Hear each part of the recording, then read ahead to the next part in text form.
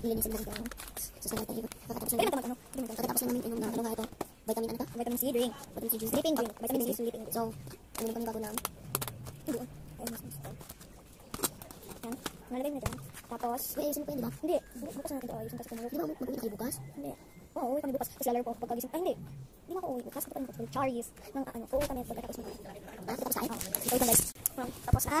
Bilisan mo kasi nadam ko. Yun, sinailan. Ayan, ayan. Ganun ang ano natin. Gaganda daw, maganda na daw. Ha? Oo, lagi. Ambot sila, ambot. Diba? Totoo talaga sinabi niya eh. Nila eh, gaganon lang daw tapos pak! Ang ganda na. Diba? Eh, totoo nga yun pag gaganon. Oh, nakalinis na agad. Totoo talaga yun. Diba? Ano sinabi sa TikTok eh.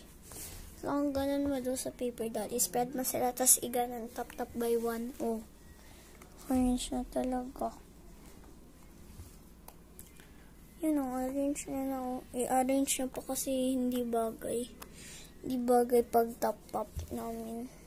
Panglagay na yun ng mga iPads, phones, kasi nag-grounded ang mga kids.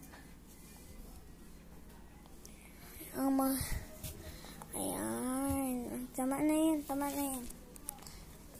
And then, here are the results. Final results. Pag tap lang namin, spread and tap.